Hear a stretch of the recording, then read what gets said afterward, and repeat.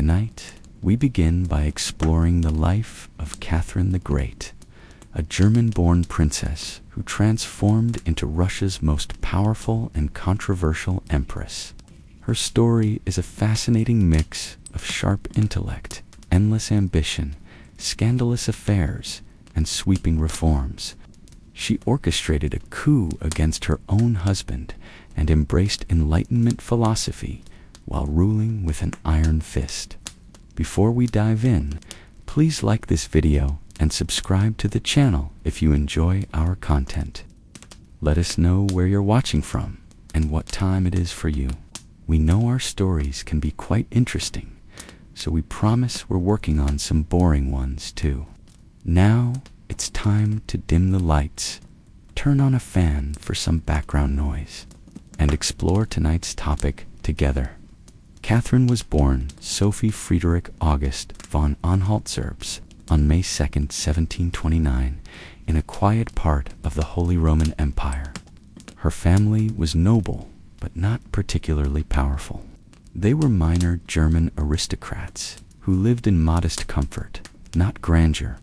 Her father was a Prussian officer, and her mother was an ambitious, sharp-tongued woman who dreamed of elevating the family's status through strategic marriages. Even as a child, Sophie sensed this hunger for social climbing and would later wield it like a weapon.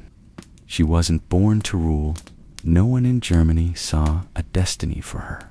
Yet, she was bright, intellectually curious, and unusually poised. She easily absorbed languages, devoured books, and watched court behavior with a hawk-like focus. Her world was small, but her mind was already wandering far beyond the cold halls of Zerbst. When she was 14, the unexpected happened. Empress Elizabeth of Russia, who had no children, chose her nephew, Peter of Holstein-Gottorp, another German-born noble, as her successor. Peter needed a bride, and Elizabeth wanted someone who could be easily molded. Sophie was chosen. Overnight, her world shifted. Russia wasn't just another country. It was a vast and strange empire that would soon be her home. The journey was long and cold. Sophie arrived in Russia as a foreigner, with little knowledge of Russian or the Orthodox faith, and with only the name that tied her to her former life. But she didn't hesitate. She converted to Orthodoxy, taking the name Catherine Alexeyevna. She studied Russian day and night until she spoke it better than Peter. She adapted, remade herself, and erased any trace of resistance. Her mother called her too serious, and courtiers called her too quiet. But Catherine was studying everyone, especially her future husband. She saw in Peter a childish boy trapped in a man's body, more enamored with his military dolls than with diplomacy or love. In that cold realization, Catherine made her first quiet vow. If Peter could inherit a throne, she could steal one. She had arrived as a pawn in someone else's game, but the pieces were already moving, and Catherine intended to become queen. The royal wedding was everything it needed to be: grand, symbolic, and politically useful. For Catherine, however, it was the start of a long, icy winter. Her husband Peter was immature, awkward, and emotionally stunted, showing little interest in his bride. He spent more time marching toy soldiers across tabletops than engaging in court or personal affairs. At times, he seemed more like a child playing emperor than a man destined to rule one of the world's largest empires. Catherine, however, played her part with quiet precision. She smiled at the right moments, dressed with elegance, and observed everything, especially what not to become. She quickly realized that to survive in the Russian court, she had to rely on her wits, not her marriage. And so she began building a life of the mind. She read compulsively, hiding books under her pillows and staying up through the night. History, philosophy, and the writings of Montesquieu, Rousseau, and Voltaire became her secret teachers. She wrote letters and kept journals, shaping a private vision of a ruler who used power for progress and justice, not for cruelty or indulgence. In a palace full of intrigue, Catherine was quietly becoming dangerous. Yet, danger worked both ways. The court was treacherous. Spies lingered in hallways, and alliances shifted overnight. Even Catherine's health faltered. Rumors swirled that Peter, who resented her, withheld medicine during a near-fatal illness. She recovered, but never forgot. She began cultivating her own allies, a few key nobles, military men, and even her personal physician. She learned which words to say, which to withhold, and which to whisper behind closed doors. When her marriage turned cold, she sought affection elsewhere. Lovers entered her life discreetly for now, and with them came influence, protection, and sometimes love. But love wasn't her ultimate goal. Power was. Peter was still the heir, but Catherine was no longer content to be his shadow. She had tasted the politics of survival, the thrill of reading forbidden texts, and the sweet clarity of ambition. She wouldn't just be empress by title. She'd be empress by will. When Empress Elizabeth died in 1762, Peter III ascended to the throne. Catherine, now in her early 30s, had spent over a decade waiting in the shadows, preparing. But the man she married remained as erratic and unpopular as ever. In just a few months, Peter managed to alienate the Russian Orthodox Church, insult the nobility, and withdraw troops from a war against Prussia, his homeland's ally. His loyalty to Frederick the Great disgusted the military, and his mocking of Russian traditions infuriated the court. Catherine watched it all with silent precision, having already nurtured a quiet network of loyalists. Men like Gregory Orlov, a dashing military officer, and her lover, who had close ties to the Imperial Guard. Orlov wasn't just a romantic partner. He was her key to power. Behind palace walls, Catherine whispered her plans, made promises, and secured oaths. She had no legal claim to the throne, but she had something far more potent: the confidence of those who held swords. The moment came on the morning of June 28, 1762. With Peter distracted, Catherine made her move. She rode to the Izmailovsky regiment barracks, stood before the soldiers, and declared herself sovereign of Russia. They pledged loyalty on the spot. One by one, the guards, nobles, and even the clergy followed. She rode through St. Petersburg in full regalia, calm and commanding. The people didn't rise against her. They welcomed her. Peter fled, and days later was forced to abdicate. He was soon found dead, murdered under suspicious circumstances, likely by Catherine's allies. She never admitted to ordering it, but never denied benefiting from it. When asked about his death, she simply said he was no longer needed. It was a nearly bloodless coup. No mass uprisings, no civil war, just a perfectly executed pivot of power. A foreign-born woman had seized the Russian throne through will and without fear. Her rule was now official, but now came the harder part, proving she deserved it. Catherine had claimed the crown. Now she had to earn it. She understood something few rulers of her time did, that power wasn't just about military control or royal blood. It was about image. Once the crown was hers, she transformed herself from a coup-born ruler into a reformer, a student of the Enlightenment, and a sovereign with vision. She styled herself a philosopher on the throne, exchanging letters with Voltaire, Diderot, and other great European thinkers. To them, she was proof that ideas could shape empires. She invited philosophers to court, sent money to scholars, and publicly praised liberty, education, and reason, all while ruling with unmatched authority. But ideas didn't always fit neatly into Russian reality. Russia was still a deeply feudal society where serfdom chained millions in poverty. Catherine dreamed of modernizing the legal system, improving schools, and cleaning up bureaucracy. In 1767, she convened a commission to draft a new legal code. She personally wrote the nakaz, or instruction, a bold, Enlightenment-inspired document that criticized torture, advocated for education, and emphasized equality. European thinkers hailed it as visionary, but at home the commission failed. The nobles weren't interested in giving up their privileges, and the clergy pushed back against secular ideas. Ever the realist, Catherine stepped back. She wouldn't spark a civil war for idealism. She shelved many reforms, but never abandoned the image of reform.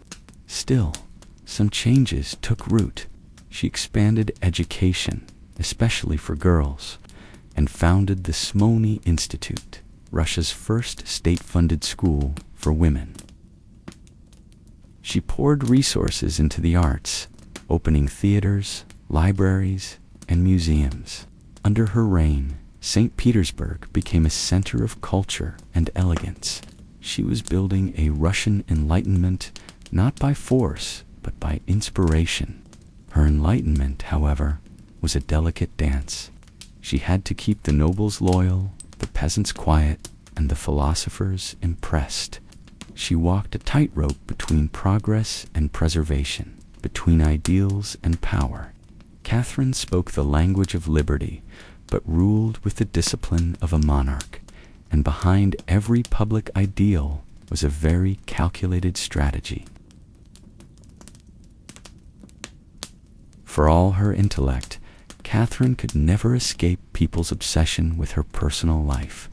In the halls of the Russian court, where whispers traveled faster than truth, the empress's lovers became legends. Her first great affair after the coup was with Gregory Orlov, the soldier who helped her to power. Brave, loyal, and handsome, he was her co-conspirator. As the years passed, their bond faded, and Catherine, ever rational, began looking elsewhere.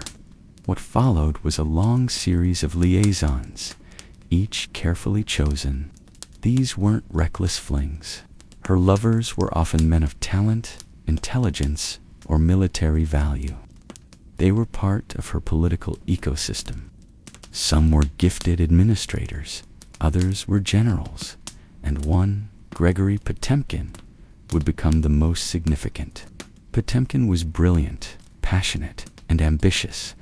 Their love burned intensely, and though it didn't last romantically, their political partnership endured for life. Potemkin helped Catherine secure Crimea, expand Russia's borders, and shape foreign policy. They may have even secretly married, though no proof was ever found.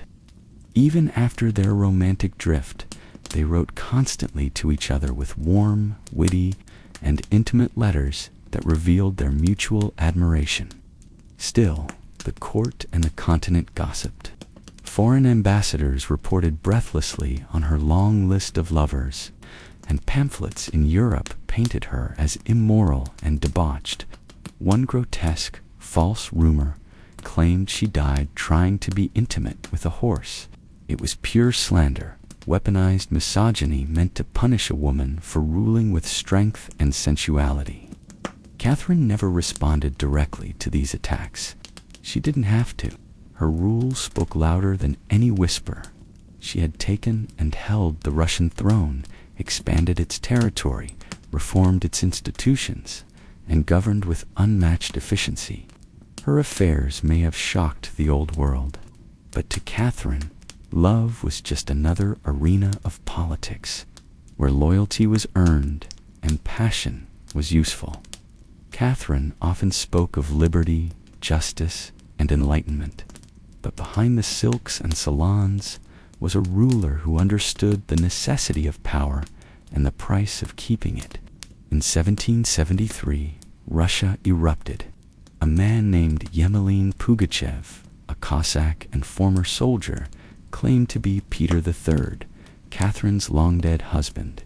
He called her a usurper, promised land to the peasants and freedom to the serfs. He lit a flame that spread quickly, becoming the Pugachev Rebellion, the largest peasant uprising in Russian history. Shaken, Catherine responded without mercy. Troops were dispatched, villages burned, and rebels were captured, tortured, and hanged. Pugachev was paraded through Moscow in a cage before his execution. With his death, Catherine sent a clear message: challenge the throne, and you will suffer. It was a turning point. The empress, who once championed the people's rights, now ruled with less idealism. The rebellion had exposed deep fractures in her empire: poverty, inequality, and desperation. But instead of addressing those wounds with reform, she tightened her grip. Serfdom expanded under her rule, noble privileges were strengthened, and the rural poor fell deeper into bondage.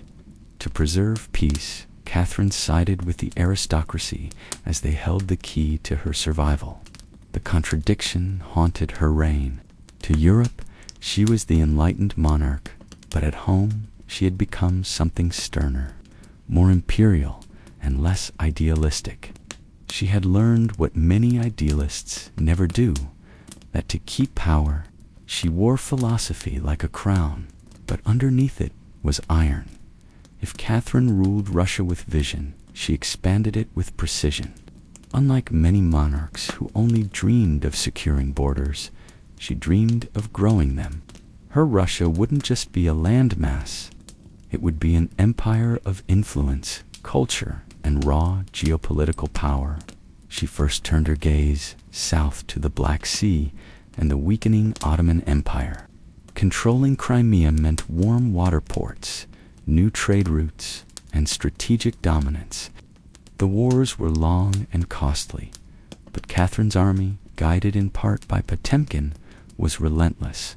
By 1783, Crimea was annexed, giving Russia direct access to the Black Sea and a seat at the table of maritime powers.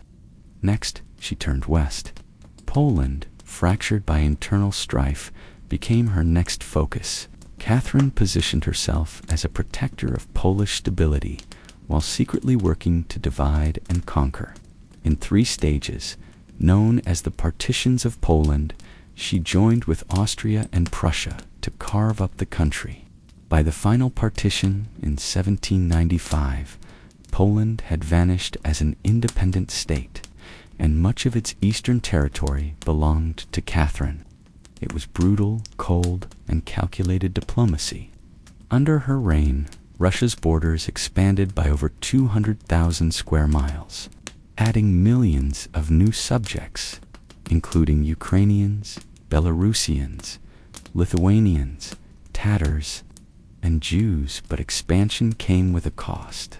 The new territories were difficult to govern, with some resisting Russian control. Catherine responded with reforms, reorganizing provinces, setting up new schools, and attempting to standardize administration. It was a bureaucratic race against unrest. Yet, through it all, she remained composed, presenting her conquests not as imperial aggression, but as civilization's advance. To her allies, she was a stateswoman. To her enemies, an imperial predator. But to history, she was a ruler who expanded an empire through cunning strategy and diplomatic elegance. With every annexation, her Russia grew, not just in size, but in ambition. As Catherine aged, the fire in her mind never dimmed, but her body began to slow. She remained fiercely active in government, reading reports and drafting reforms into her 60s. But the world was changing quickly. In 1789, the French Revolution erupted, sending shockwaves through every royal court. Kings were beheaded, and crowds demanded liberty and equality. For an empress who had once embraced Enlightenment ideals, the uprising was deeply unsettling.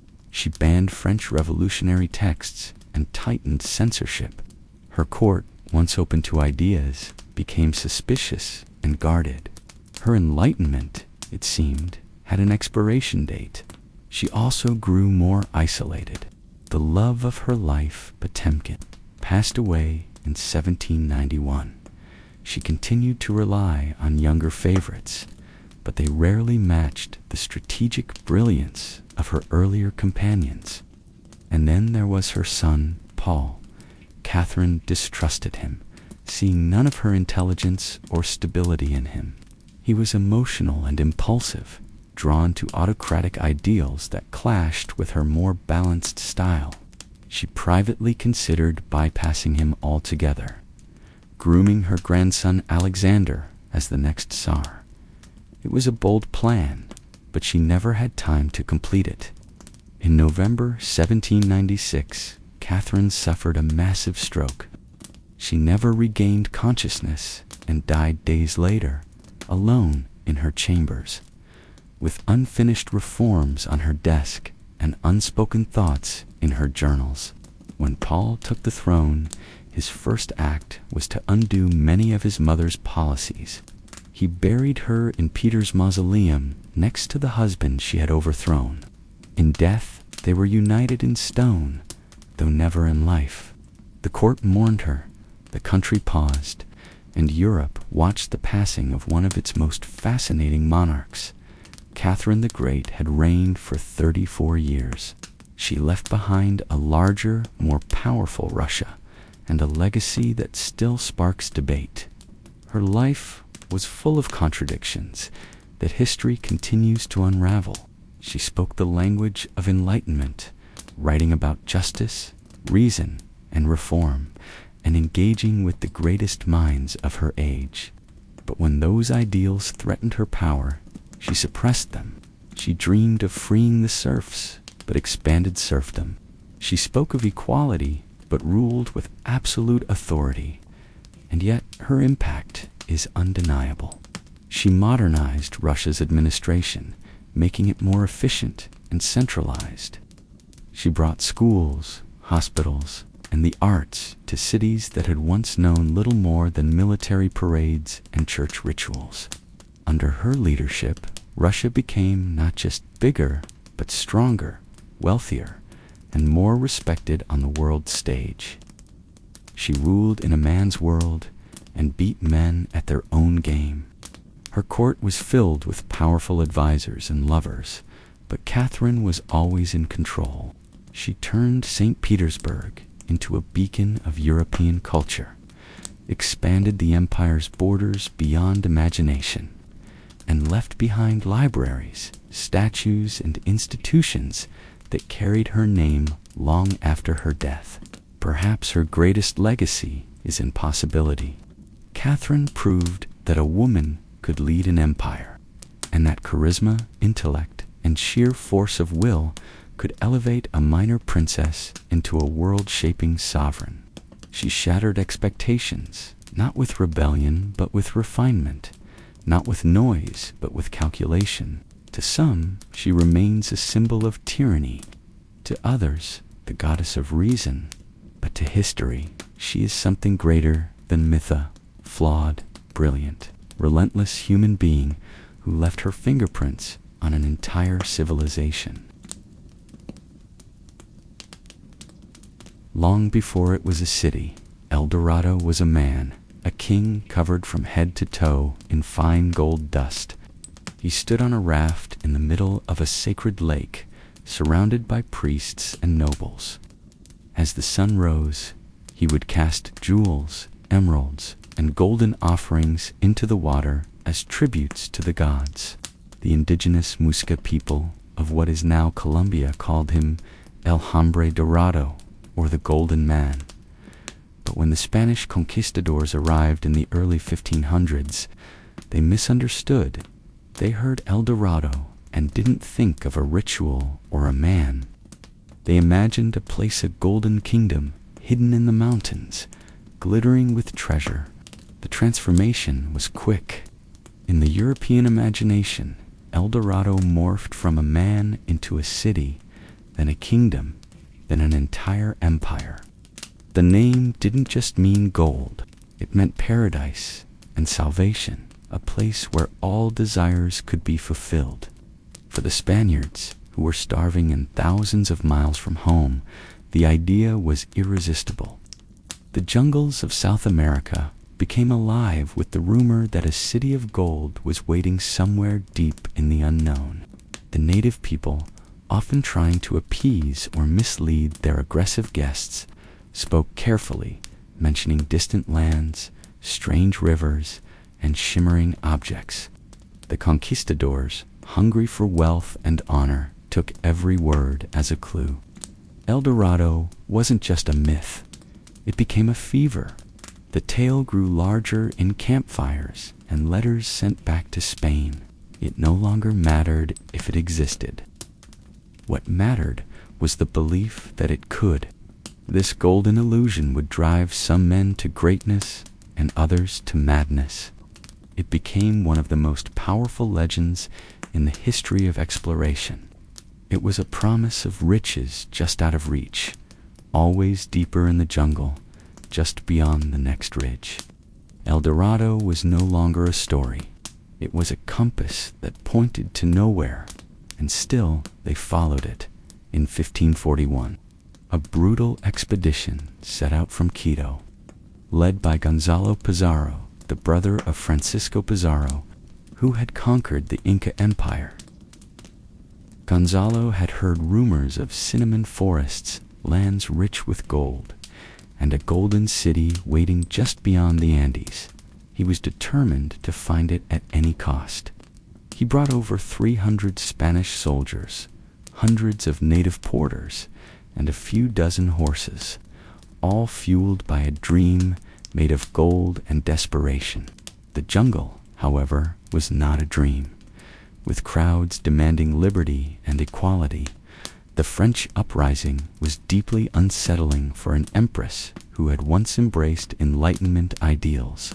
Catherine, who had once been a friend to philosophers, now saw their words as dangerous sparks, leading her to ban French revolutionary texts and tighten censorship.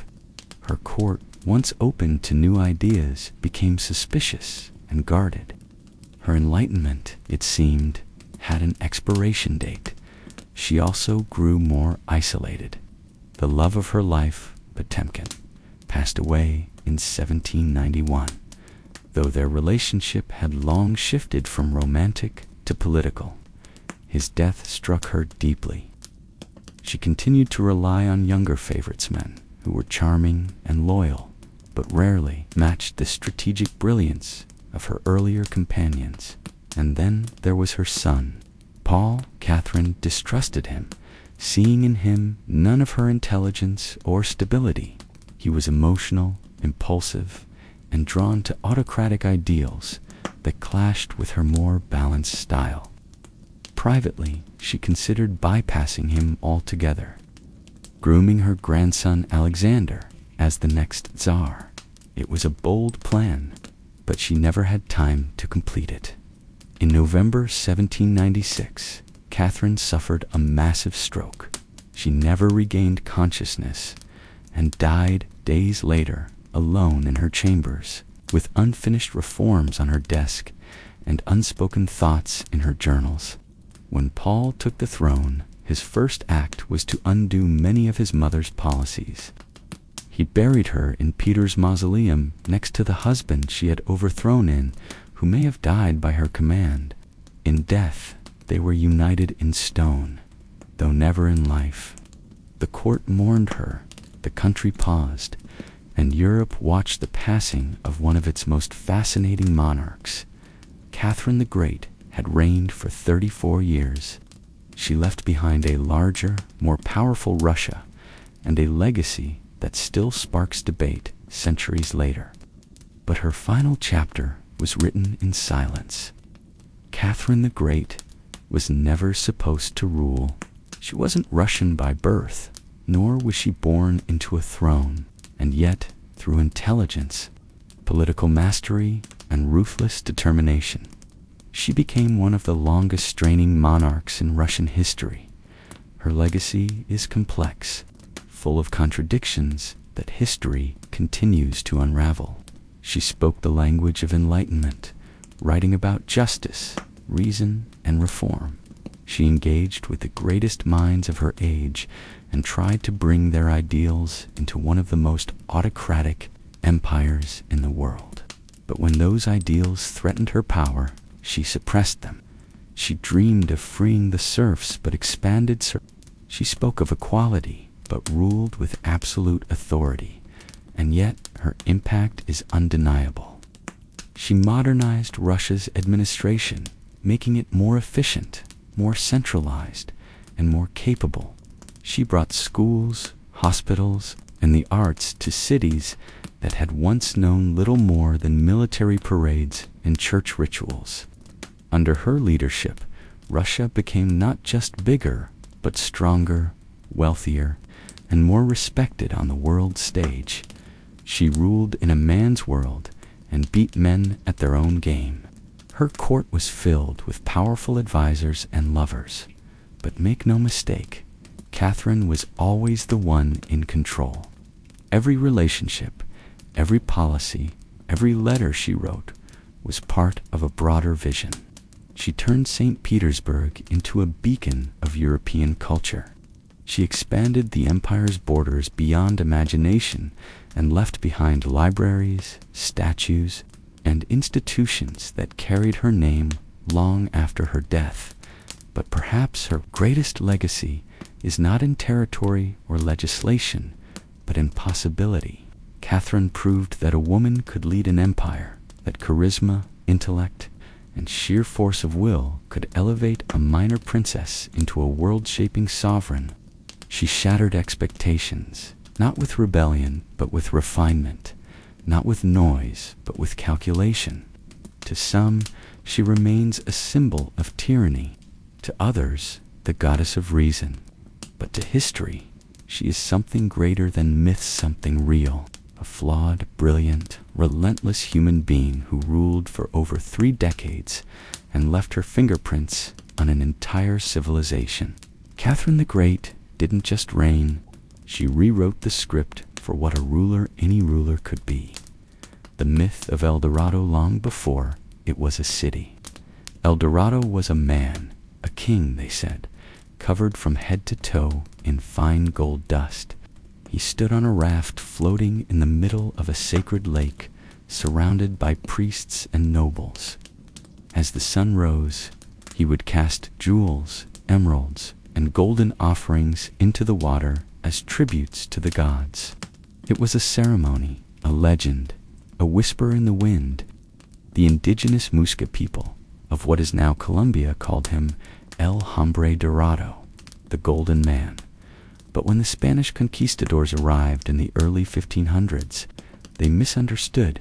They heard El Dorado and didn't think of a ritual or a man. They imagined a place, a golden kingdom hidden in the mountains, untouched by war, glittering with treasure. The transformation was quick. In the European imagination, El Dorado morphed from a man into a city, then a kingdom, then an entire empire. The name didn't just mean gold, it meant paradise, salvation, a place where all desires could be fulfilled. And for the Spaniards, who were starving and desperate thousands of miles from home, it was irresistible. The jungles of South America became alive with the rumor that somewhere deep in the green, unknown, a city of gold waited.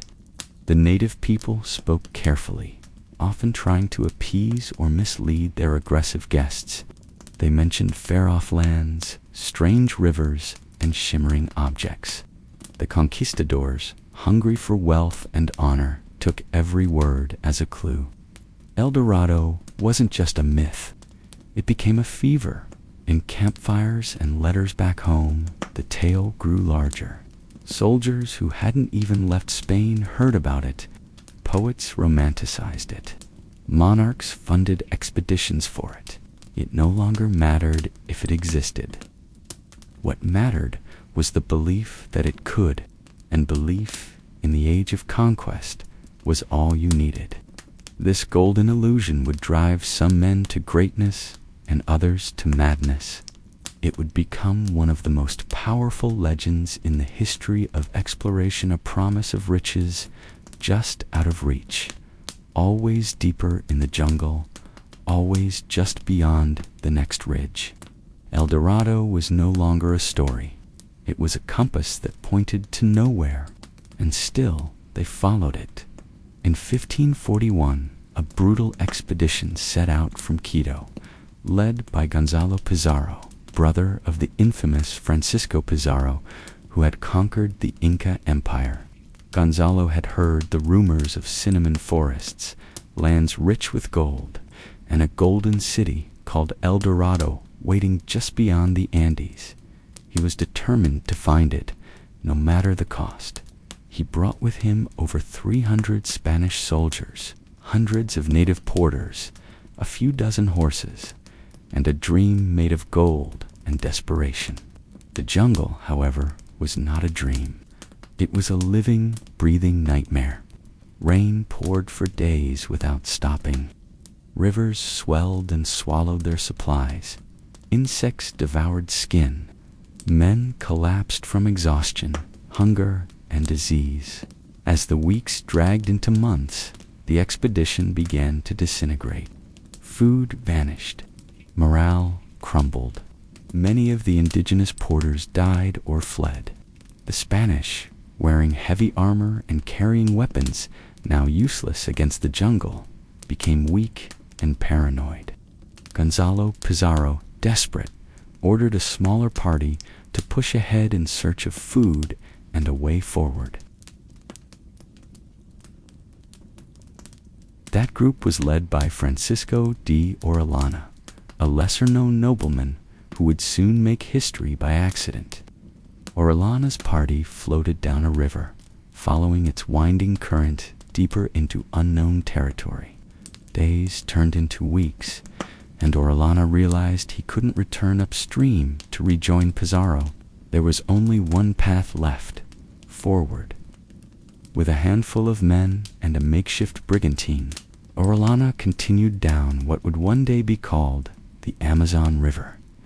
He passed through vast, seemingly endless forests and encountered indigenous civilizations that appeared far more advanced than expected. He later claimed to have seen grand cities, well-organized societies. Eventually, Orellana reached the Atlantic Ocean. He became the first European to navigate the entire length of the Amazon.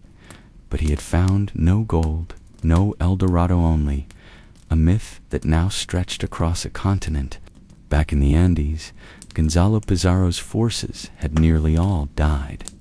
The survivors crawled back to Quito, broken and starving, but the damage had already been done. The jungle had taken its first real blood for El Dorado, and the myth was just getting started. By the mid-1500s, the Spanish obsession with El Dorado had shifted from the vast unknown of the jungle to a single haunting place, Lake Guatavita, nestled in the green highlands of what is now central Colombia. But it wasn't the view that drew conquistadors, it was the legend. The Muisca people who lived nearby had long performed sacred rituals there. One ritual, in particular, had gripped European imaginations. A chieftain, naked and dusted in gold, sailing to the center of the lake on a raft, tossing emeralds, gold, and precious offerings into the water as gifts to the gods. To the Spanish, it wasn't religion. It was a vault, and they were determined to open it. In Iwu-Sanlil, Conquistador Gonzalo Jimenez de Quesada was the first to arrive. His men fished a few golden trinkets from the lake's edge, stirring just enough hope to keep the obsession alive. Over the next few decades, multiple attempts were made to extract the supposed treasure resting at the lake's bottom. In one of the most infamous efforts, in 1580, He and his crew of indigenous laborers dug a massive gash into the mountainside, forming a channel to bleed the water away. As the level dropped, mud and debris surfaced along with some pieces of gold, but the sides collapsed before the lake could be fully drained. The excavation killed many workers, and while a few golden artifacts were found, the mythical hoard of treasure remained hidden beneath layers of silt and legend. Still, the effort had a strange consequence. The lake itself became sacred to the myth of El Dorado. It wasn't just a backdrop anymore. It became the beating heart of the story, a place where gold had been offered for centuries. Even centuries later, Lake Guatavita would draw treasure hunters armed with sonar, scuba gear, and dynamite. But the lake remained stubborn. It kept its secrets close. And like the myth, it promised everything, and delivered only echoes. By the late 16th century, El Dorado fever had crossed the Atlantic. No longer was it only a Spanish pursuit. Now, the English, ambitious, rising, and eager to challenge Spain's dominance, set their sights on the Golden City. And no one was more enchanted by the legend than Sir Walter Raleigh. A poet, soldier, and favorite of Queen Elizabeth I, Raleigh was bold, intelligent, and full of theatrical charm. But he was also fiercely ambitious, desperate to carve a legacy that would rival the great conquistadors. El Dorado, he believed, was not just a myth, it was his destiny. In 1595, he sailed to Guyana, the dense, unmapped region near the Orinoco River in present-day Venezuela. He had read Spanish reports, heard tales from captured natives, and convinced himself that the city of gold lay somewhere in the rain-drenched interior. His journey was grueling, with thick jungles, choking heat, and uncooperative terrain, but he returned home with a spectacular story. He claimed to have found a civilization on the verge of discovery, a land rich with gold ruled by a mighty emperor just beyond reach. His published account, The Discovery of the Large, Rich, and Beautiful Empire of Guyana, was filled with vague maps and suggestive details. There was no proof, but Raleigh's words sparkled with enough imagination to captivate England. Queen Elizabeth was intrigued, and the public was enthralled. Raleigh became a legend.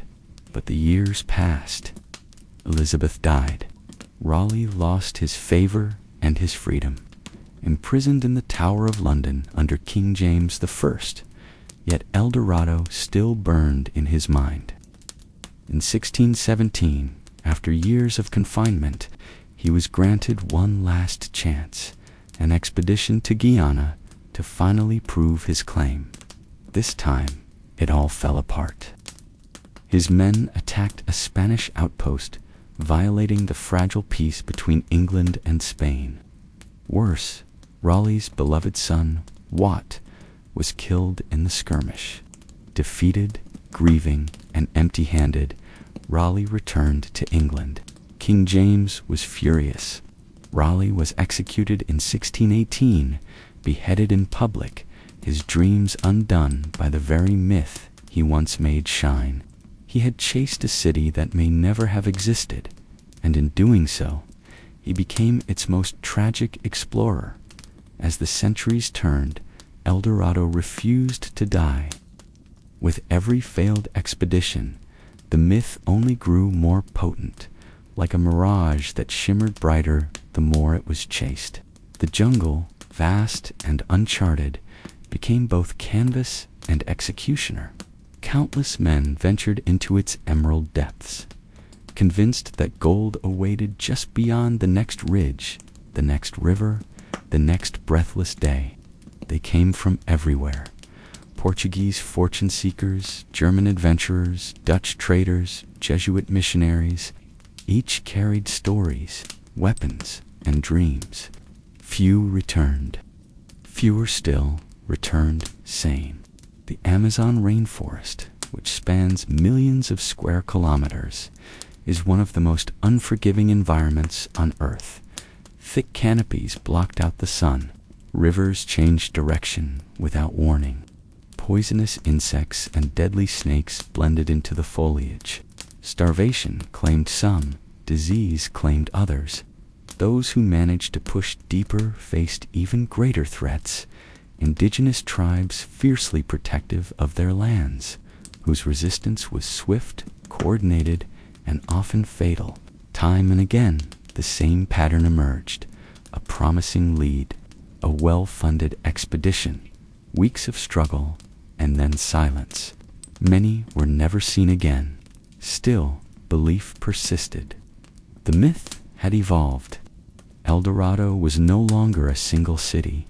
It became a floating dream. To some, it was hidden in the Andes. To others, deep in the jungle's belly. Some imagined it in caves, others in lakes. It changed with every explorer's hope, and that's what made it dangerous. The jungle didn't need traps or armies. It only needed time. Men wandered deeper and deeper, guided by hope and misdirection, until exhaustion broke them. Some went mad. Others turned on each other. The line between explorer and victim blurred until it was erased entirely. Even when nothing was found, the survivors still spoke of signs, glimpses of golden idols, distant lights, strange voices echoing at night.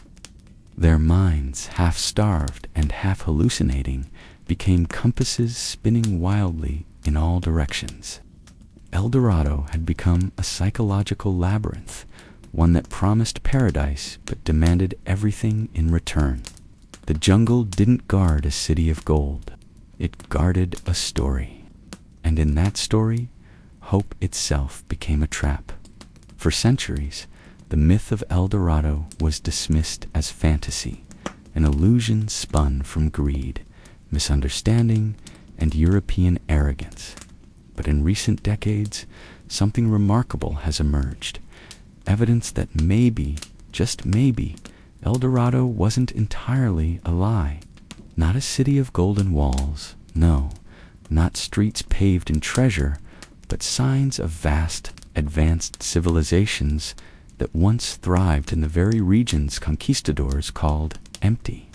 Deep within the Amazon, archaeologists and scientists have uncovered remnants of lost cities, agricultural systems, and vast road networks now buried beneath layers of jungle.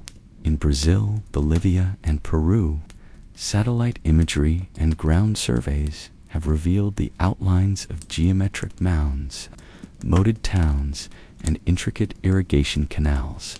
These weren't small tribal encampments. They were organized societies, some likely home to tens of thousands of people. And then there's the soil. In scattered parts of the Amazon, researchers found terra preta, a dark earth enriched with charcoal, bones, and compost. It's not natural. It was engineered, created by ancient Amazonians to make poor soil fertile. It suggests a long-term, sustainable civilization that understood its environment far better than once believed. Could it be that when early explorers spoke of great cities in the jungle, they were seeing the last flickers of a dying world, a civilization ravaged by European disease before it could be fully understood? Some believe so. Even Francisco de Orellana, whose Amazon journey was long considered exaggerated, is now being reassessed. His claims of bustling cities and powerful tribes were dismissed for centuries. But new findings suggest he may have been telling the truth, just a version of it Europe wasn't ready to believe. So perhaps El Dorado was never one golden city, but the reflection of many real ones, a patchwork of thriving cultures that dazzled the eyes of outsiders only to vanish under jungle and time. The legend then was not built from nothing. It was built from fragments, misunderstood and reshaped by conquest. The gold may have been symbolic, the grandeur exaggerated, but the roots of the story were always real. El Dorado may not have been a place on a map, but it may have been a memory as the myth of El Dorado spread through Europe. It didn't just live in songs or whispered tales. It was etched into maps. From the 16th to the 18th centuries, cartographers, working from stories rather than science, began to fill the blank spaces of South America with invention. The unknown was terrifying, but it was also a blank canvas, and nothing filled that canvas better than gold. Across old parchment maps, the word El Dorado appears in bold script, pinned to lakes, rivers, and mountains that never existed. Sometimes the city was shown as nestled near Lake Guatavita. Other times it floated deep in the Amazon or was hidden behind the Orinoco. Some maps included entire golden empires, complete with drawn buildings, sun temples, and fantastical creatures guarding the way. These maps weren't drawn to deceive, not exactly. They were drawn to sell. Each one was a siren song to monarchs, merchants, and mercenaries. They sparked funding for expeditions. They justified claims over foreign lands. They offered explorers something just real enough to chase. The absence of proof was the point. The less certain the location, the more imagination it allowed. And so the myth grew, not just in stories, but in geography. Some of these maps found their way into royal courts. Others were published in books passed from hand to hand by those dreaming of wealth and wonder. They were copied, plagiarized, and embellished, and every new version added more detail, more certainty, more allure. These false geographies had real consequences. Expeditions were launched based on them. Lives were lost pursuing the curves of rivers that didn't exist. Entire regions were colonized based on legends scribbled by men who had never stepped foot outside Europe. But the most fascinating part is that some of these maps continued to circulate after El Dorado had been discredited. Why? Because humans don't let go of hope easily. A map is more than a tool. It's a promise. And these promises glittered. Even today, those antique maps are sought-after collector's items, not because they're accurate, but because they captured a moment when belief was stronger than evidence. El Dorado never needed to be real. It just needed to be drawn. Centuries have passed. The jungle has swallowed up the bones, the rusted swords, and the silent footprints of those who chased El Dorado. And still, the myth survives. It lives in books, films, and museum exhibits. In the animated stories we show our children and the documentaries we stream late into the night. It's Indiana Jones and the road to El Dorado. It's a symbol now more than a city, more than a man. It's an idea. Even into the 19th and 20th centuries, explorers still returned to South America, armed now with compasses, rifles, and scientific curiosity. Alexander von Humboldt, one of the most respected scientists of his time, ventured through South America in the early 1800s. Though skeptical, even he was drawn to the stories. He searched not for gold, but for truth, and found the jungle still whispered of hidden civilizations. Later came Percy Fawcett, the British explorer whose obsession with a lost Amazonian city he called mirrored the old dreams of El Dorado. In 1925, he vanished into the jungle with his son, never to return. Some say he died at the hands of a tribe. Others believe he found something and chose to stay hidden. And even in the 21st century, the search hasn't ended. Armed with satellite imagery, drones, and LiDAR technology, archaeologists are still uncovering evidence of ancient, complex Amazonian civilizations. No golden city has been found, but new ruins, earthworks, and settlement grids suggest that the heart of the jungle once beat with life far richer than ever imagined. And yet, El Dorado still gleams, not on the ground but in the mind, because we never really needed proof. We needed the pursuit, the idea that somewhere out there is more, that one last secret remains untold, that if we go far enough, try hard enough, risk enough, we'll find the thing that changes everything. El Dorado is no longer a physical place. It's a metaphor for ambition, for obsession, for the human hunger for what lies just beyond the horizon. We chase it in careers, in relationships, in dreams, and sometimes in jungles.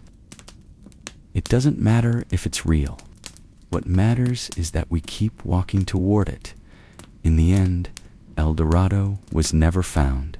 No gilded city, no palace walls shimmering in the sun, no thrones carved from emerald. The jungle never opened its hands, and yet the legacy of El Dorado outlasted the kingdoms that searched for it. Because what the explorers didn't realize, what they couldn't realize, was that the real treasure was never gold. It was what the journey revealed about themselves, about civilization, and about the stories we cling to. They found rivers no map had ever shown. They encountered people with knowledge of the forest that rivaled any European academy. They recorded languages, flora, and customs never before seen by the Western world.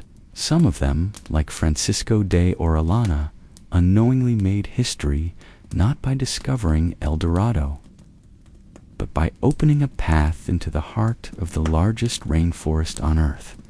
Others lost everything, their wealth, their sanity, their lives, and yet they too are part of the legend. Their names echo through time, not for what they found, but for what they were willing to risk. El Dorado endures because it speaks to something buried deep inside us, the belief that there is always more to discover, more to become, more just beyond the horizon. We see it in every venture, every impossible dream. The entrepreneur chasing the perfect idea, the artist searching for the perfect work, the traveler seeking the untouched corner of the world. They are all, in their own way, following a golden city that may not exist but still shapes everything they do. The myth is not a failure. It's a mirror. It reflects our ambition, our curiosity, and yes, our greed. It shows how far we'll go for something beautiful, something meaningful, something that whispers to us in the quiet, saying, just a little further. El Dorado is not a lost city. It's a question, and each generation answers it in their own way. So the next time you hear a story too good to be true, ask yourself, is it a lie or is it a dream worth chasing? Because sometimes the real El Dorado is the journey itself. The origins of the Olympic Games weren't about records or trophies. They were about reverence. It was the year 776 BCE, deep in the cradle of ancient Greece. Across the mountains and valleys, people began to gather, not to fight or to trade, but to worship. They came to a sacred place known as Olympia, nestled in the lush landscape of the Peloponnesian Peninsula.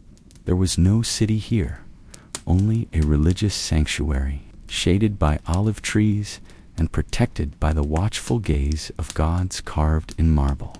The purpose was to honor Zeus, the king of the gods, through ritual, sacrifice, and the physical excellence of mortal men. The Olympic Games were born not in a stadium, but at an altar, an ancient mound of ash built from generations of burnt offerings. Before a single race was run, before a discus flew through the air, sacrifices were made. Oxen were led to the altar. Incense was burned.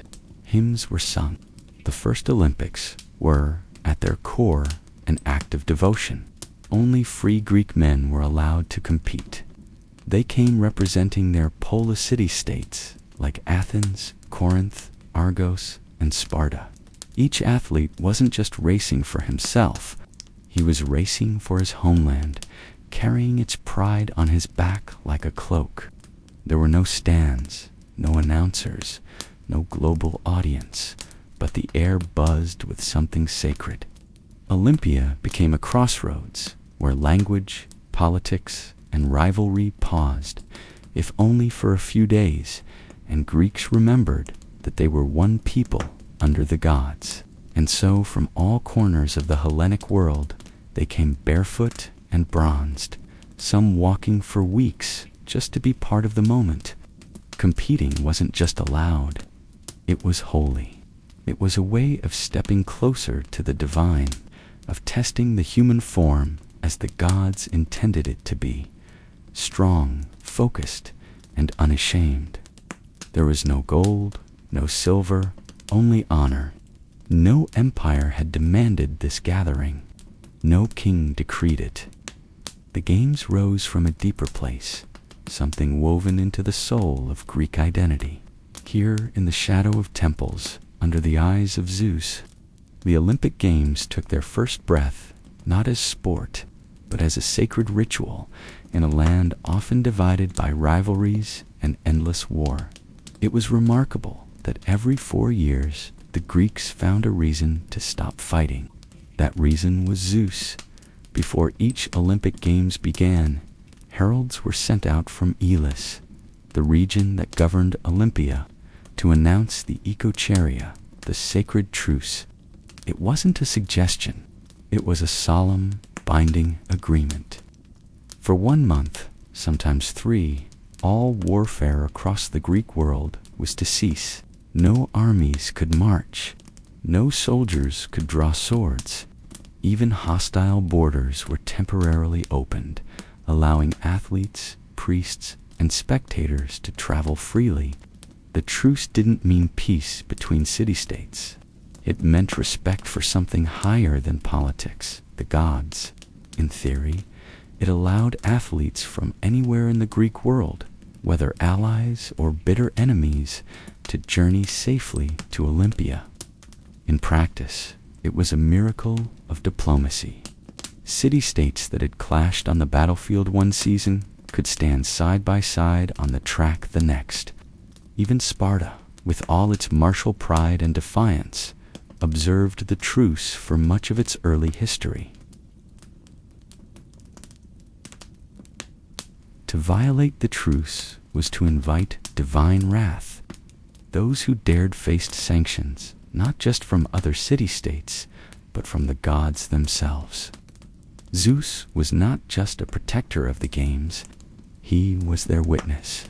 At Olympia, a massive bronze statue of Zeus stood with a thunderbolt in hand, a silent reminder that the rules of the gods were not to be broken.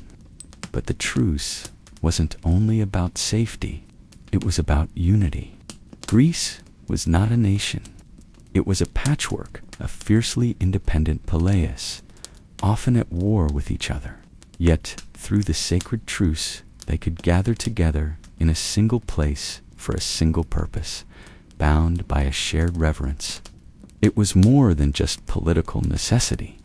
It was symbolic. The truce taught that even in a world ruled by conflict, there could be moments of order, respect, and ritual. For a brief time, Greek identity rose above rivalry, and as the olive wreaths were prepared and athletes stepped into the arena, it was under the quiet power of a peace, not one enforced by soldiers, but one commanded by the gods. At Olympia, there were no uniforms, no tunics, no armor. The athletes of ancient Greece competed naked, fully and deliberately. To the modern mind, it might seem shocking, but to the ancient Greeks, the unclothed body was not something to hide. It was something to celebrate. Strength, symmetry, and discipline weren't just physical traits. They were reflections of virtue, of the soul made visible. Competing nude wasn't just allowed, It was expected. It was part of the ritual. The Greek word gymnos means naked. From it came gymnasium, the training ground, and later the English word gymnasium. To train the body was to train the mind. Athletes covered themselves in olive oil, not for vanity, but to showcase the form and reduce chafing during movement. Dust was often sprinkled over the oil to prevent slipping and to accentuate muscle definition. In this sacred setting, the human form became art, and it wasn't just about appearance. Competing naked symbolized equality. In the arena, wealth and social class were stripped away, literally.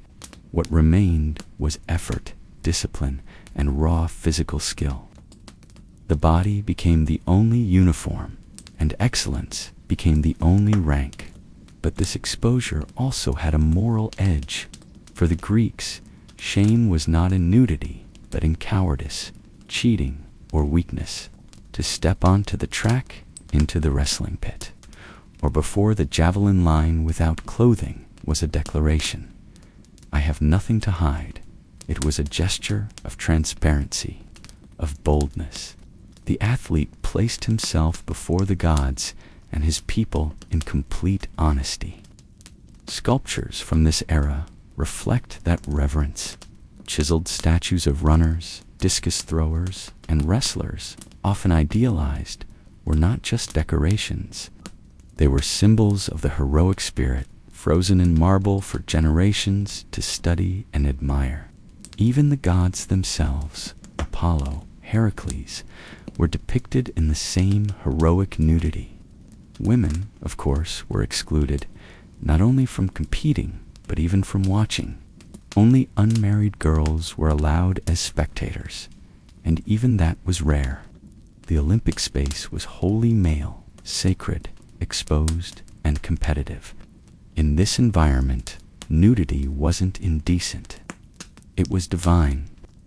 The naked athlete stood as a living offering, a body trained, tested, and transformed, not for glory alone, but for the favor of Zeus. In the first Olympic Games, there were no second chances. Only one man could win. There were no silver medals, no podium with 3 tiers. The Greeks believed that excellence was singular. Victory was absolute. And so in every event, only the first-place athlete was honored, crowned with a simple yet sacred reward, a wreath of wild olive leaves cut from a holy tree near the temple of Zeus. The olive wreath, called the katinos, held no monetary value. It wasn't gold, didn't sparkle, and couldn't be traded, but it meant something greater. It was a gift from the gods, a living symbol of immortal glory. To win an Olympia meant having your name recorded for all time. It meant returning to your polis as a hero. Your statue might be erected in the sanctuary. Poets might write verses in your name. Cities sometimes offered their champions lifetime privileges, free meals, theater seats, or public office. But the games weren't about prizes. They were about arete, a Greek concept of virtue and excellence. To possess arete was to fulfill your purpose, to perform at the height of human potential. And for athletes, that meant winning nothing less. The competitions were fierce. Victory was not just personal, it was political. Each athlete represented his city-state. A win at Olympia reflected not just his own strength, but the strength and honor of his people. The glory belonged to all. That made victory even more vital, and defeat even more bitter. There was no room for excuses, The line between eternal fame and total obscurity could be measured in a breath, a stumble, a single moment of hesitation. And for those who didn't win, there were no commemorations, no odes. They returned home quietly, often forgotten by history. But the victor, he stood apart, crowned in silence, his wreath catching the light. He became part of something sacred. The Greeks believed that such men were touched by the divine. They had not just outrun their rivals, they had pleased the gods. In a world without medals or sponsorships, this single fragile crown of olive leaves meant everything. Because for the Greeks, immortality didn't come from wealth. It came from being remembered. The very first Olympic Games, held in 776 BCE, featured only a single event, a sprint known as the stadion. It was a foot race, roughly 192 meters long, the length of the stadium itself. There were no starting blocks, no shoes, no false start penalties, just bare feet on packed earth. A straight line marked between two posts and silence before the judge's signal. The runners leaned forward, dust rose, and then they ran. The first recorded Olympic champion in history was a cook named Corybos of Elis, a humble man whose name would echo for thousands of years simply because he ran the fastest once. His prize, not money, not power, just a wreath of olive leaves and a place in the eternal scroll of Olympic victors. Over time, the games grew. By the 7th century BCE, new events were added: the diolos, a double-length race; the dolichos, a long-distance run.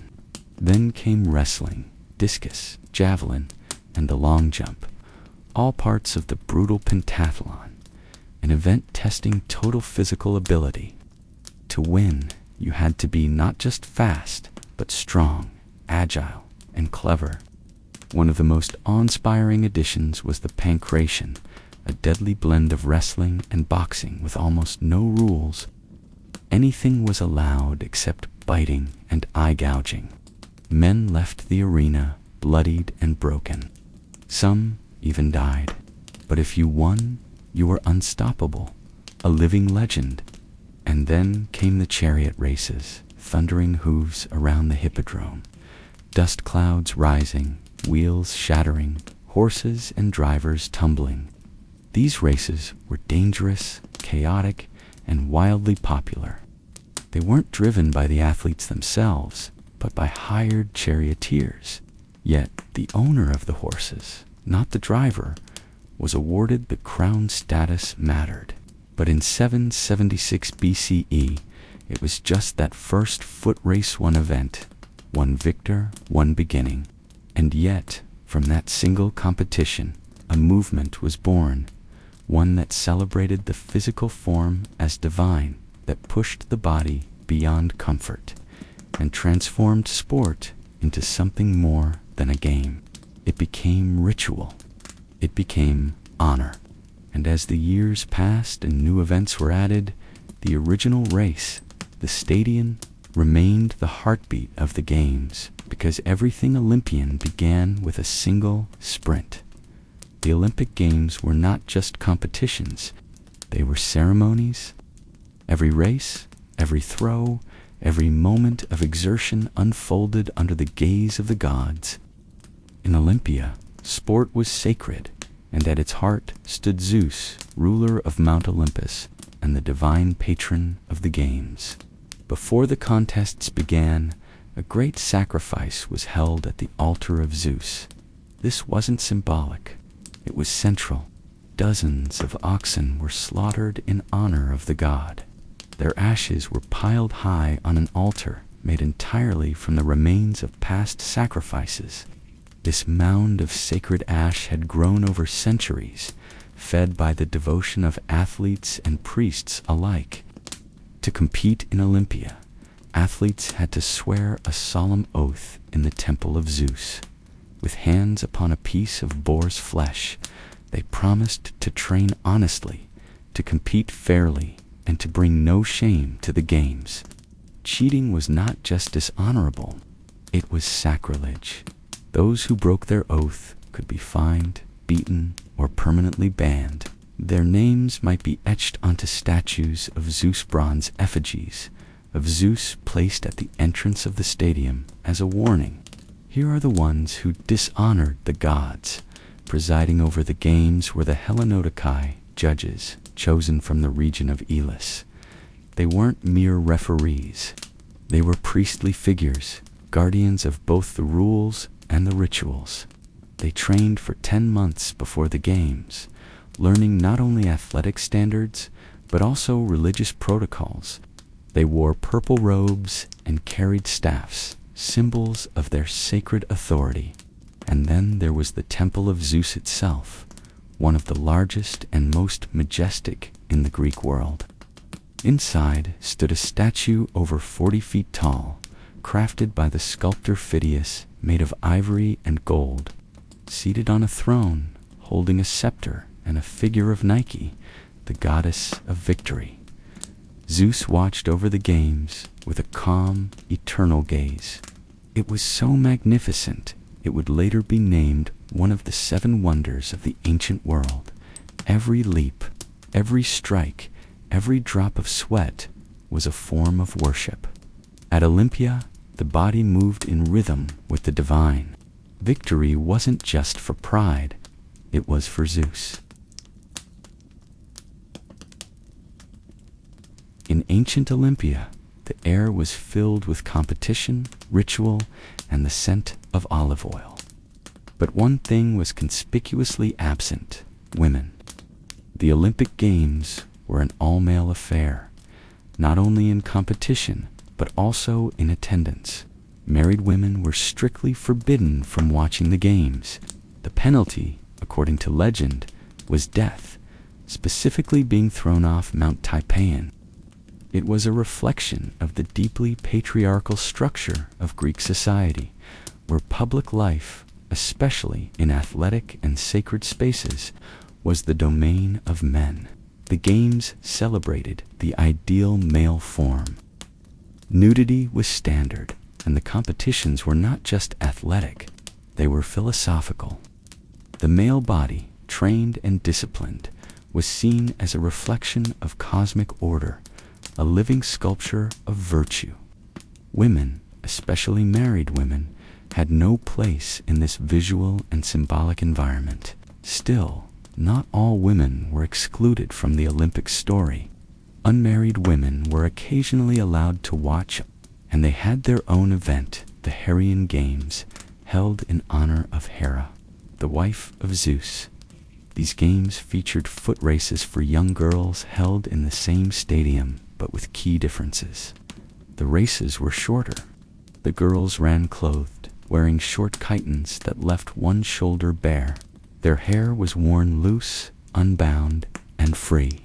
The victors received olive crowns and were allowed to dedicate statues to Hera. But while the Heraean Games were meaningful, they were not the Olympics. The Olympic Games remained a sacred male ritual, bound to Zeus and military values. Strength, endurance, and glory were cultivated for the battlefield as much as the arena. To be an Olympic victor was to be a hero of the polis, a role Greek women were simply not allowed to assume. There is one curious exception, the case of Cynisca of Sparta, a wealthy woman who bred horses. Because chariot races awarded the crown to the owner, not the driver, Cynisca technically became the first female Olympic champion. But even she never set foot in the stadium to witness her victory. The exclusion of women wasn't just custom. It was religious law, social code, and cultural identity wrapped into one. In Olympia, the games were many things, but they were not for women. In ancient Greece, a victory at Olympia was more than personal triumph. It was political capital. To win was to bring honor not just to oneself, but to one's polis, the home city-state. Every athlete stood as a living emblem of where he came from. A victory in the Olympic Games meant superiority in strength, discipline, and divine favor, and that superiority reflected on the society that raised him. When an Olympic victor returned home, he was welcomed as a hero. City gates were opened in his honor. Crowds lined the streets. Songs were sung. His name might be carved into stone or etched into local memory by poets. One of the most famous was Pindar, who composed elaborate victory odes rich in language and myth, commissioned by cities to immortalize their champions. But the celebration didn't end with applause. Victors were often rewarded with gifts, land, money, free meals for life, tax exemptions, or even statues in the public square. In some cities, they were given prime seats at the theater or front rows at political gatherings. They might be elected to office, not because of their words, but because of their body and what it had proven in Olympia. Some wealthy elites used the Olympics to elevate their status. They funded training programs, sponsored athletes, or even bred horses for the chariot races, where the owner, not the driver, claimed the prize. For these aristocrats, an Olympic win was like winning an election. It cemented their legacy, increased their influence, and shaped how history would remember them. Even rivalries between city-states played out through sport. When Athens and Sparta clashed politically or militarily, they also watched each other closely in the arena. Who had more victors? Who trained harder? Which policies did the gods seem to favor? Victory was a message. We are the stronger people. Our way of life is the better path in this way. The Olympic Games became a stage for diplomacy, a battlefield of symbolic war where cities competed for glory without drawing blood. The olive wreath may have looked humble, but in the world of ancient Greece, it carried the weight of political power, cultural pride, and immortal memory for over 1,000 years. The Olympic Games burned bright in ancient Greece. Every 4 years, without fail, athletes, poets, priests, and spectators made the journey to Olympia not for profit, but for glory, devotion, and unity. But nothing in history is eternal. In 393 CE, the Christian Emperor Theodosius I issued a decree that brought the ancient games to an end. To him, they were a pagan ritual, incompatible with the growing dominance of Christianity in the Roman world. Temples were shuttered, altars dismantled, statues defaced. The sacred flame of Zeus was extinguished. The stadium fell silent. Centuries passed. The site of Olympia became ruins, slowly buried by time and earth. Nature reclaimed the track. The voices faded. The names of champions were forgotten, except by a few scribes who recorded their victories in dusty scrolls. And yet the idea never truly died. In the 19th century, as archaeologists uncovered the bones of Olympiads' columns, temples, and training grounds, interest stirred again. What if the games could return, not just as a curiosity, but as a global symbol? In 1896, the vision became reality. The modern Olympic Games were born in Athens, reimagined by Baron Pierre de Coubertin, who believed that sport could bring nations together in peace, just as it once brought Greeks together at Olympia. He borrowed many of the old traditions: the 4-year cycle, the flame, the procession of athletes. Even the ideal of areate excellence of body and spirit was revived. Today, the Olympic torch is lit in Olympia in the shadow of the ruined Temple of Hera, using a parabolic mirror and the rays of the sun, just as it might have been in ancient days. From there, it travels across continents, a flame that connects past to present. And though the modern games are global, commercial, and competitive on a massive scale, their heart still beats with an ancient rhythm, a celebration of human potential, of peace, of striving for something higher than victory alone. From the sacred soil of Olympia to stadiums around the world, the Olympic spirit continues, not as a relic, but as a living tradition. The sacred fire was never truly extinguished. It was passed on. The tale of the Colossus doesn't begin with bronze or artistry. It begins with a siege and with a city that refused to fall. In 305 BCE, the island of Rhodes found itself under siege by one of the most feared military minds of the Hellenistic world, Demetrius I of Macedon, also known as the Besieger. He arrived with an army tens of thousands strong, backed by warships, catapults, and an infamous siege tower called the Helepolis, a mobile fortress 9 stories high. Rhodes, by contrast, was small, a proud naval city, wealthy through trade and skilled in diplomacy, but dwarfed by Demetrius's might. His goal was to crush Rhodes for its alliance with Egypt, the rival power of the Ptolemies. It should have been a short campaign. It wasn't. For nearly a year, the Rhodians held the line. They used their terrain, their walls, and their wits. At night, they snuck out to burn siege equipment. They cut off supply routes. They adapted faster than Demetrius could adjust. Even when the massive Helepolis rolled toward the city, they found a way to disable it, drenching it with oil and setting it alight. Eventually, the siege collapsed. Demetrius withdrew, humiliated, leaving behind his war machines and shattered pride. The city was spared. Its people, though scarred, were unbroken, and now they wanted to make sure no one ever forgot. The Rhodians gathered the remains of the siege, abandoned towers, broken catapults, and thousands of pounds of bronze and iron. These would not go to waste. They would be melted, reforged, and reborn, not into weapons, but into a monument. To mark their improbable victory, they chose to honor their patron deity, Helios, god of the sun. They would build him a statue, not ordinary, not even grand, but colossal, something the world had never seen. They commissioned chairs of Lindos, a sculptor known for his precision and ambition. He promised not just a statue, but a symbol, something that would say in no uncertain terms, Rhodes stands tall, Rhodes stands free. And so from the ashes of war, the vision of the Colossus began, not as a wonder, but as an act of defiance.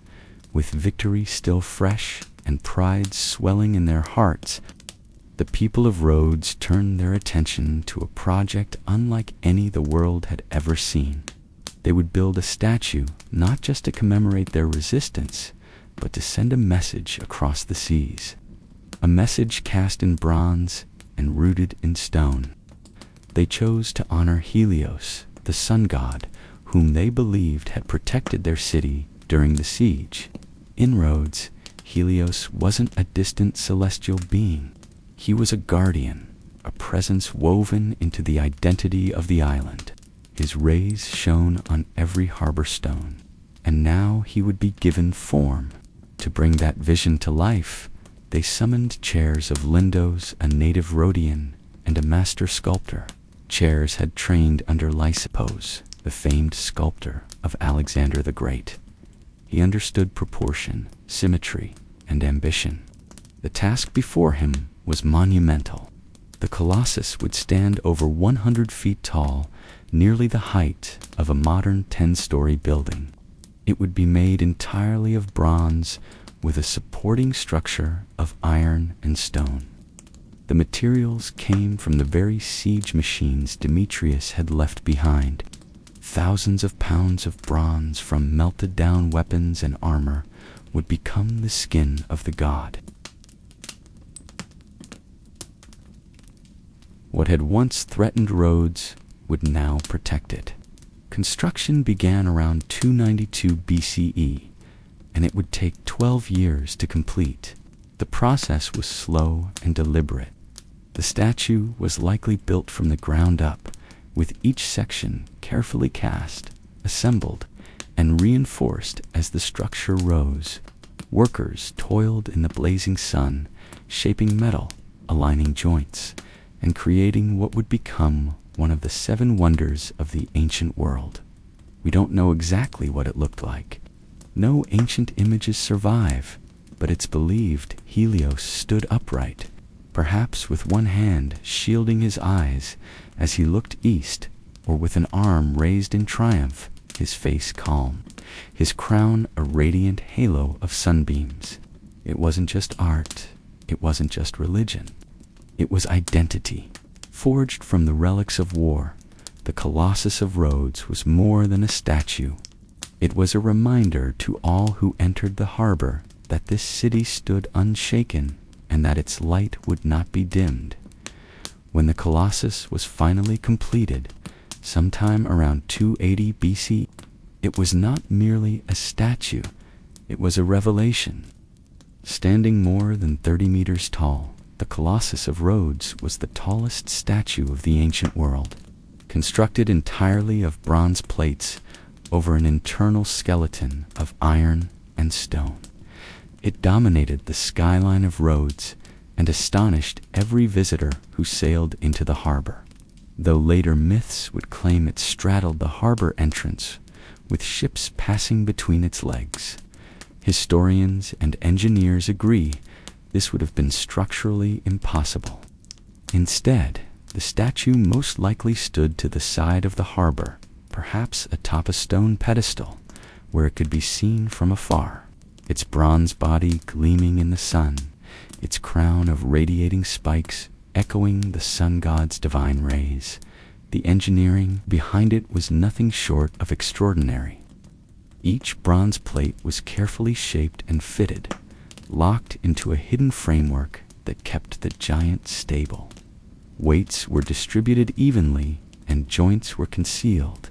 The statue may have been built using earthen ramps, which were raised gradually as construction climbed upward, then removed once the final section was complete. The figure of Helios likely stood in a calm, upright pose, with one hand resting by his side and the other raised, perhaps in a salute or holding a torch. His face was serene, youthful, and idealized, as was the Greek artistic tradition. His gaze would have been cast across the sea, watching over sailors and merchants as they entered the harbor of Rhodes. But the Colossus was more than just a guardian. He was a symbol to Rhodian. Helios embodied freedom, resilience, and divine favor. His towering form announced to the world that Rhodes had not only survived the siege, but emerged greater. The city had taken the weapons of war and turned them into a monument of peace. Visitors stood in awe. The statue wasn't just tall, it seemed eternal. The sunlight danced across his bronze surface. His shadow stretched across the harbor walls. And for a moment, standing beneath him, one could almost believe the gods walked among men. And Helios Rhodes had built its pride and set it in bronze for 12 shining years. The Colossus stood not just as a statue, but as a signifier to the ancient world, announcing a new era for Rhodes. The city, long a crossroads of cultures and commerce, now found itself basking in international admiration. With the bronze form of Helios rising above its harbor, Rhodes became a beacon, both literal and symbolic, to visiting merchants, envoys, and poets. The Colossus declared that this island was more than a naval stronghold. It was a rising cultural force. The presence of the statue transformed public identity. The Rhodians saw themselves not merely as survivors of siege, but as a chosen people, protected by the sun god, elevated by victory, destined for greatness. Helios wasn't just a god they worshipped in temples. He was now a presence, casting his gaze from the skyline. The image of the Colossus soon appeared on Rhodian coins, minted and traded across the Mediterranean. Helios, crowned with rays, became a mark of Rhodian pride and prosperity. Inscriptions celebrating the Colossus began to circulate. Travelers wrote of the way the sun seemed to reflect off his bronze skin at dawn, painting the harbor in golden light. Culturally, Rhodes flourished. The city became a hub for philosophers, sculptors, and orators. Schools of rhetoric were founded, statues lined the agora. Art, politics, and religion merged into a refined civic identity with the Colossus at its center. But the statue's meaning extended beyond the borders of Rhodes. It stood as a universal emblem of resilience in the face of impossible odds. A statue forged from enemy weapons, dedicated to a god of light, visible to all who sailed the sea. It reminded people across the Hellenistic world that strength could be sculpted from suffering, that peace, once secured, could be shaped into beauty. For some, the Colossus represented divine harmony, a city, and a deity in perfect alignment. For others, it was proof that even in an age of war and conquest, something could be built that inspired rather than destroyed. And for the Rhodians, it was simply theirs, their triumph, their god, their skybound promise. The Colossus wasn't just a wonder, it was hope in bronze. In 226 BCE, just over a decade after the Colossus was completed, the ground beneath Rhodes began to tremble. Without warning, a massive earthquake struck the island. Homes collapsed, temples cracked open, the harbor walls shuddered. And then, with a groan of metal and a cry from the heavens, the mighty statue of Helios, the pride of the city, snapped at the knees and fell. The Colossus did not simply tip over like a tree. It broke piece by piece, twisting as it descended. The legs crumbled first, and the upper body slammed into the earth, shattering sections of bronze. Fingers the size of men splintered. The head, once gazing out to sea, now lay face down in the dust. No one had expected it, and no one could stop it. The damage to Rhodes was severe, but nothing struck the people more deeply than the loss of their god's image. The Colossus had become more than a statue. It was a companion, a symbol of divine favor. Now it lay in ruin, its wreckage sprawled across the city's sacred ground. And yet, even in ruin, it remained a marvel. For centuries after the quake, travelers still came to see what was left. The historian Strabo wrote of the fallen Colossus, describing the sheer size of its remains. Visitors stood in the shadow of its broken limbs and marveled at the engineering it had once required. The fingers were thicker than a man's torso, the ribs of bronze curled like forgotten armor. Inside, they saw the iron framework and the brilliant design of a civilization determined to defy its enemies. Some said the fall was a punishment from the gods. Others believed it was a reminder that even glory must bow to nature. But most Rhodians, though heartbroken, refused to erase it. The Colossus, though broken, was still sacred. They left the pieces where they fell, and for the next 800 years, those fragments remained, silent, rusting, enormous, a fallen god, a shattered wonder, yet somehow more human in its brokenness than it had ever been in perfection. The statue had once represented strength. Now it whispered of impermanence, and that too was something sacred. After the dust of the earthquake settled and the grief faded into silence, the question rose like morning fog over Rhodes: should we rebuild it? The fallen Colossus still lay scattered across the ground, its bronze skin gleaming in the sunlight, its broken limbs stretched like a sleeping giant along the earth. Many citizens wanted it restored. It was, after all, their symbol, their guardian, their pride, but others hesitated. And so, as they had many times before, the Rhodians turned to a voice older than their city, the Oracle of Delphi. The oracle's response was chilling. The gods had spoken, she said. The fall of the Colossus was no accident. It was a sign. Helios was displeased, and rebuilding the statue would provoke further divine wrath.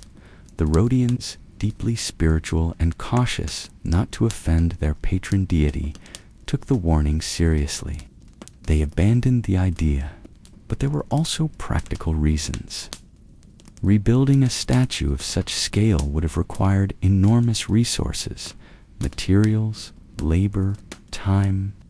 The original Colossus had taken 12 years to construct. Its cost had been underwritten by the spoils of war and donations from allies, but now the economic climate was different. The political landscape was more unstable. Rhodes faced new threats and shifting alliances. Rebuilding a statue, no matter how iconic, didn't seem wise in such uncertain times. And so the decision was made. Let it rest. For centuries afterward, the Colossus remained in pieces, but it was never forgotten. The fragments became a kind of outdoor museum. Pilgrims and poets, traders and scholars, all came to see the ruins. They walked among the statue's massive ribs. They placed hands on its outstretched fingers. They marveled at its shattered face. There was awe even in destruction.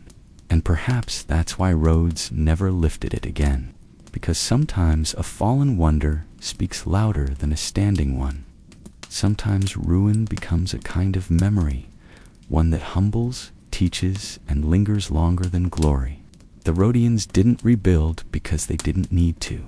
The Colossus had already done its job. It had become legend, and legends once born don't need bronze to stand. Though the Colossus had fallen, its fame only grew. As centuries passed, the broken statue became legendary, not despite its destruction, but because of it. Travelers from across the Mediterranean continued to visit Rhodes, not to see a standing monument, but to witness a ruined wonder. The Greek historian Strabo, writing nearly 2 centuries later, described the remains in vivid detail. He spoke of bronze fingers longer than a man, hollow limbs as large as towers, and a shattered torso that still held the shape of a god. Even in fragments, the Colossus stirred awe. It became a place of reflection, proof that even the greatest works could break. What stood before visitors was no longer a statue, but a ghost of greatness, lying in state beneath the sun. Unlike other wonders of the world, the Colossus wasn't destroyed by war or hatred. It hadn't been toppled by invaders or melted down in rage. It had been brought low by nature, an earthquake, blind and impartial, reminding humanity of its limits. Still, the remains were treated with reverence. The Rhodians never melted them down, never swept them away. They left the ruins where they fell, letting time and wind and memory weave them into something sacred. In the ancient world, the 7 wonders were not just lists. They were pilgrimages, and Rhodes, though its statue lay in pieces, became one of those sacred destinations. Alongside the towering lighthouse of Alexandria and the hanging gardens of Babylon, the broken Colossus held its place. It was different, more somber, more human. Other wonders dazzled with grandeur. The Colossus now inspired something quieter, tinged with melancholy. It showed the passage of time. It whispered of ambition, fragility, and the strange beauty of collapse. It taught a truth that perfection could not, that even fallen things can be remembered, that sometimes the pieces left behind are more powerful than the whole. So the visitors kept coming. They stood among the ruins. They traced the edges of bronze with their fingers, and they imagined the day when Helios once looked down upon the harbor, radiant and unshaken. The wonder still existed. It had simply changed shape. For over 8 centuries, the broken Colossus lay where it fell, weathered by sun and wind, admired by pilgrims and poets. Generation after generation stood in its shadow, imagining the towering figure it once had been. And then, just like that, it disappeared. In 654 CE, Rhodes was invaded by an army of the Umayyad Caliphate, a rising Islamic power that swept across the eastern Mediterranean. The city fell, and with it, the last visible remnants of the Colossus. According to later Byzantine chroniclers, the conquerors saw the statue's vast ruins as a source of material, not memory. The bronze was said to have been melted down and sold to a traveling Syrian merchant who transported it away piece by piece, carted off on the backs of 900 camels. Whether that number was exaggerated or not, the message was clear. The Colossus of Rhodes was gone. No more fragments, no more limbs or ribs to touch, no more towering bones of a fallen god. The statue that had once watched over the harbor, that had stood for resistance and identity, now existed only in words. And yet those words were powerful. Writers continued to record it as one of the 7 wonders of the ancient world, placing it alongside monuments that still stood, temples, pyramids, tombs. The Colossus, despite being physically absent, lived on in the world's collective imagination. Its image transformed across cultures. Medieval maps showed it straddling the harbor, a gate of bronze that ships passed beneath. Renaissance artists painted it as a titan casting shadows across oceans. It became a symbol of what once was and what could be again. The irony is that we know so little about what it actually looked like. There are no surviving blueprints, no surviving sculptures or carvings. Everything we believe about the Colossus comes from the echoes of travelers, the pages of historians, and the imagination of those who came too late. But perhaps that's what makes it eternal, because the Colossus of Rhodes was never just a statue. It was a dream cast in metal, a vision of what humanity could build when courage, beauty, and purpose aligned. And while its body may be gone, its shadow still stretches across time. The Colossus of Rhodes no longer stands, but its meaning has never collapsed. More than 2,000 years after its fall, it remains etched in the world's imagination, not as rubble, not as loss, but as symbol. It was never just about height or engineering or bronze. It was about what people saw when they looked up at it. Strength in defiance, beauty in resilience, pride made visible. Built from the spoils of war, the Colossus began as a declaration that Rhodes, though small, could not be broken. Its people turned the tools of siege into art. What was once meant to destroy them became a monument to their endurance. And that idea has outlived the statue itself. Across history, echoes of the Colossus have surfaced again and again. When France gifted the Statue of Liberty to the United States, it wasn't just a gesture of diplomacy. It was a tribute to the same ideal, that a towering figure by the harbor could welcome the world and stand for something greater than stone or steel. In modern times, engineers and artists have proposed rebuilding the Colossus. Some imagine a new statue with solar panels to honor Helios in a sustainable form.